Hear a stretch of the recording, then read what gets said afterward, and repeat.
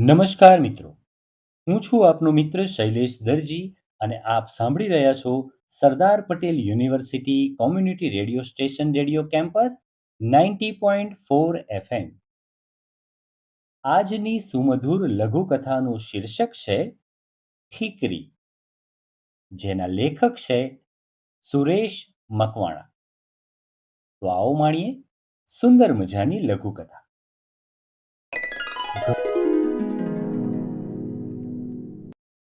ઘરના છાપરે બેઠેલી બિલાડી મ્યાઉં કરતી અચાનક ભડકીને ભાગી.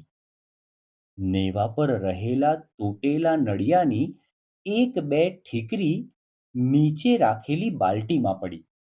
બાલટીમાં પાણી ભરેલું હતું. એ છલકાઈને બાજુમાં સૂતેલા મોતી કૂતરા પર પડ્યું. એ ઝબકીને ઊભો થઈ ભાગ્યો.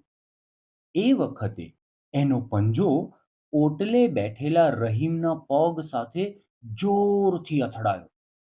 તીણા નોહર વાગવાથી રહીમની પિંડી પર ઉઝરડા પડી ગયા. ગુસ્સામાં એણે એક પથ્થર મોતી તરફ ફેંક્યો.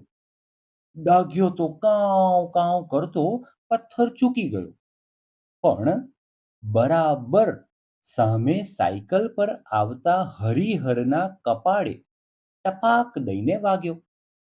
લોહીની ટસર ફૂટીને રેલા ગાલ તરફ આવી ગયા. ઓહો! વાત વાયરે ફેલાઈ ગઈ કે રહીમે હરિહરને પથ્થર માર્યો છે. બેવ કોમ સામસામે આવી ગઈ. દંડા, લાઠીઓ અને તલવારો વીંઝાવા લાગ્યા. મારો કાપોની બુમરાણ મચી ગઈ. અફવાઓનો દોર પણ ભારે ફેલાયો. કર્ફ્યુ લાદવામાં આવ્યો. સમાચાર પત્રો અને રેડિયોમાં જાત અને ભાતની વાતો થતી હતી. આટલા મરી ગયા, તેટલા ઘાયલ અને બીજા જેલમાં કેટલા. કોઈ જાણતલ કહેતા હતા કે આ ગામમાં ક્યારેય ઝઘડો નહોતો થયો. બંને કોમ હળી મળીને રહેતી હતી. સુમેળ પણ એટલો હતો કે બીજા ગામના લોકો એમની ઈર્ષ્યા કરતા. આમ તો કંઈ થતું હોય? ટપુએ દાદાને ટપારતા પૂછ્યું. દાદા મૌન થઈ ગયા. પછી શું થયું દાદા? એણે કંટાળીને પૂછ્યું. ચાલ સૂઈ જા હમણાં.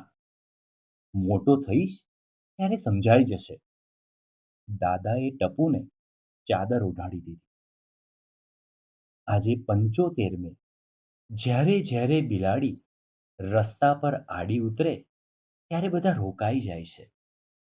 ક્યારેક ઊભા રહીને નામ સ્મરણ કરી લે છે. પેલો અતીત પણ ડોકાય ક્યારેક. પણ કમાલ તો એ છે કે પેલી માટીની ઠીકરીને આપણે બધા ભૂલી જઈએ છીએ. જી હા મિત્રો, આવી જ સુંદર મજાની લઘુકથાઓ માણવા માટે, સાંભળવા માટે જોડાયેલા રહો Sardar Patel university community radio station radio campus 90.4 FM પર. આવજો.